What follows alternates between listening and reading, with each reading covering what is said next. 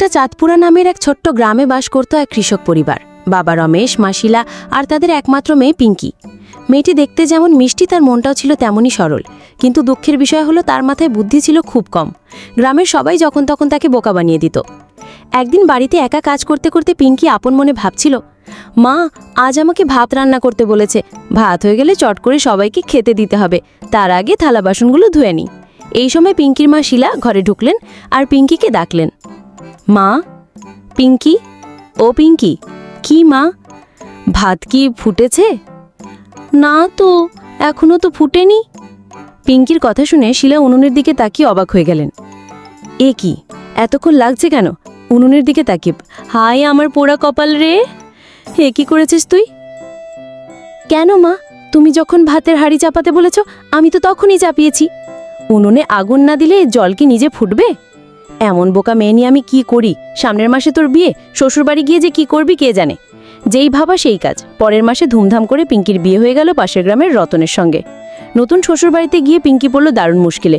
শাশুড়ি জয়ন্তী জানের সঙ্গে তার সম্পর্ক দিন দিন খারাপ হতে শুরু করলো, কারণ পিঙ্কি সব কাজেই এমন বোকামি করত যে তার শাশুড়ি খুব রেগে যেতেন। একদিন শাশুড়ি পিঙ্কিকে ডেকে বললেন, এই বৌমা, এখনই কাপড়গুলো ভালো করে কেচে ধুয়ে বাক্সে গুছিয়ে রাখো। পিঙ্কি সরল মনে বলল, ঠিক আছে মা। সন্ধ্যায় স্বামী রতন বাড়ি ফিরে দেখে ঘরের ভেতর থেকে জল বেয়ে আসছে। অবাক হয়ে সে বলল, কই গো, একটু জল বাতাসা লাও। আরে এ কি, ঘরের ভেতর থেকে জল বেয়ে আসছে কেন? রতনের কথা শুনে শাশুড়ি দ্রুত ঘরের ভেতর গেলেন আর দেখেন বাক্সের মধ্যে এক গাদা ভিজে কাপড় রাখা আছে। শাশুড়ি, বৌমা, বাক্সের মধ্যে এক গাদা ভিজে কাপড় ঢুকিয়ে রেখেছ কেন? তাই থেকে জল বেরিয়ে সারা বাড়িতে গড়াচ্ছে। পিঙ্কি, কেন মা, আপনি যে তখন বললেন কাপড়গুলো কেচে ধুয়ে বাক্সে তুলে রাখতে। এই দেখে শাশুড়ি খুব রেগে গেলেন, কিন্তু রতন হাসতে শুরু করলো। শাশুড়ি, ধোয়া কাপড় না শুকিয়ে বাক্সে তুলেছ? রতন, হ্যাঁ হ্যাঁ হ্যাঁ। তুমি ভিজে কাপড় না শুকিয়ে, এই হাসিস না রতন, কাল থেকে তুই ওকে সঙ্গে করে খেতে নিয়ে গিয়ে চাষের কাজ শেখাবি। হ্যাঁ। পরের দিন থেকে পিঙ্কিও রতনের সঙ্গে খেতে যাওয়া শুরু করলো। সে রতনকে চাষের কাজে সাহায্য করতে লাগলো আর রতনও তাকে খুব মন দিয়ে কাজ শেখাতো। একদিন রতন পিঙ্কিকে বীজ লাগানো শেখাতে শেখাতে বলল, কি গো, বুঝতে পেরেছ কেমন করে মাটির নিচে বীজ লাগাতে হয়? মা জানতে চাইলে বলতে পারবে তো? পিঙ্কি আত্মবিশ্বাসের সাথে উত্তর দিল, খুব পারবো, এটা তো খুব সহজ কাজ। বাড়িতে ফিরে শাশুড়ি পিঙ্কিকে জিজ্ঞাসা করলেন, আচ্ছা বলো দেখি, কোন সবজির জন্য কি বীজ লাগাতে হয়? পিঙ্কি আত্মবিশ্বাসী হয়ে বলল, হ্যাঁ মা, এখন না আমি আগের মতো আর বোকা নেই। হ্যাঁ আমি জানি তো, এই কুমড়োর জন্য কুমড়োর বিচি, লাউয়ের জন্য লাউয়ের বিচি, আর পটলের জন্য পটলের বিচি। আর মাছ চাষ করতে হলে কি বীজ লাগবে? পিঙ্কি ভেবে, মাছ চাষ, মাছের কাঁটা। এই শুনে শাশুড়ি আর রতন হেসে উঠল। বেশ, কালকে আমি তোমাকে কিছু মাছের কাঁটা দেব, সেটা দিয়ে তুমি জমিতে মাছের চাষ করে দেখাও দেখি, তবে বুঝবো তুমি কত সত্যি কথা বলছো। পিঙ্কি, ঠিক আছে মা। পরের দিন জয়ন্তীর কাছ থেকে মাছের কাঁটা নিয়ে পিঙ্কি জমিতে গেল। রতন তাকে যেমন শিখিয়েছিল সেভাবেই মাটি খুঁড়ে মাছের কাঁটাগুলো পুঁতে দিল। তারপর প্রতিদিন জল দিতে লাগলো আর অপেক্ষা করতে লাগলো কবে সেখানে মাছ ফলবে। কিছুদিন পর পিঙ্কি হতাশ হয়ে কাঁদতে লাগলো, কারণ কোনো কাঁটা থেকে মাছের চারা ওঠেনি।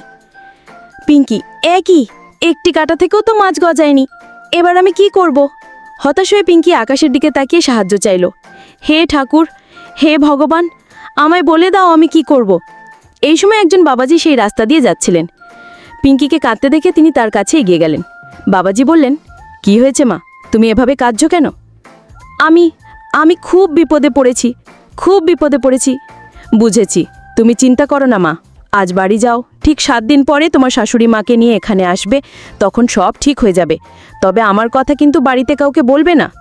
এইদিকে জয়ন্তীর মাঝে যখন অন্য চিন্তা ঘুরপাক খাচ্ছিল, সেই স্বপ্ন দেখছিল মাছের কাঁটা বিক্রি করে অনেক টাকা রোজগার করবে। পরদিন থেকে জয়ন্তী সত্যি সত্যি গ্রামের মানুষের কাছে মাছের কাঁটা বিক্রি করতে শুরু করে দিল। কিছু গ্রামবাসী তার কথাই বিশ্বাস করে কাঁটা কিনতেও শুরু করলো। 1 মাস পর যেসব গ্রামবাসীরা কাঁটা কিনেছিলেন তারা রেগে জয়ন্তীর কাছে এসে তাদের টাকা ফেরত চাইল। আমাদের টাকা ফেরত দাও। জয়ন্তী হাত নেড়ে বলল, চলো আমার সাথে, মাঠে চলো। মাঠে পৌঁছে গ্রামবাসীরা এবং রতন অবাক হয়ে দেখল সত্যি জমিতে মাছের গাছ গজিয়েছে। জয়ন্তীও নিজে অবাক হয়ে তাকিয়ে রইলেন। গ্রামবাসী, সত্যি বলছো রতনের মা, মাটির ওপরে মাছের চাষ? জয়ন্তী, নিজে করেছি বলেই না বলছি। আরে এ তো বিশ্বাসই করাই মুশকিল। বিশ্বাস না হলে নিও না, 1 মাসের মধ্যে যদি মাছ না গজায় তো 3 গুণ টাকা আমি ফেরত দিয়ে দেবো। বলো এখন নেবে কি নেবে না? 1 মাস পর গ্রামবাসীরা আবার এসে জয়ন্তীর কাছে টাকা ফেরত চাইল। আমাদের টাকা ফেরত দাও। জয়ন্তী গ্রামবাসীদের আবার মাঠে নিয়ে এলেন। এবারও তারা সবাই অবাক হয়ে গেল। এই সময় বাবাজি এসে হাজির হলেন এবং গ্রামবাসীদের শান্ত হতে বললেন। শান্ত হ মা, পিঙ্কি সত্যি কিছু করেনি, যা দেখছো সবই মায়া। খেতে কখনো মাছের চাষ হয় না। বাবাজি আরও বললেন, কিন্তু এই মেয়েটিকে বাড়ি থেকে তাড়ানোর জন্য ওর শাশুড়ি ওকে এমন একটা অবাস্তব কাজ করতে বলেছিল। সেই অত্যাচার থেকে মেয়েটিকে বাঁচানোর জন্য আমি এই মায়া সৃষ্টি করেছিলাম। সব শুনে রতন্তের মায়ের উপর ক্ষোভ প্রকাশ করে বলল, ছি মা, ছি ছি ছি, তুমি এইভাবে পিঙ্কিকে তাড়াতে চাইছিলে? গ্রামবাসীরাও জয়ন্তীর কাজে নিন্দা করলো। ছি ছি ছি, এ তো খুব অন্যায় কাজ। রতন, সরল মনের মানুষ হওয়া কোনো অন্যায় নয় মা, কিন্তু সরলতার সুযোগ নিয়ে কাউকে বিপদে ফেলা অন্যায়, ঘোরতর অন্যায়। নিজের ভুল বুঝতে পেরে জয়ন্তী অনুতপ্ত হয়ে পিঙ্কির কাছে ক্ষমা চাইলেন। কি যে বলি, আমায় ক্ষমা করে দাও বৌমা, ক্ষমা করে দাও, আমি আমার ভুল বুঝতে পেরেছি, আমায় ক্ষমা করে দাও। পিঙ্কি, এভাবে বলবেন না মা, চলুন আমরা এখন বাড়ি চলে যাই। এরপর থেকে পিঙ্কি তার স্বামী আর শ্বশুরিকে নিয়ে সুখে ঘরকন্না করতে যাকে। এইভাবেই তাদের পরিবারে নেমে আসে শান্তি ও আনন্দ।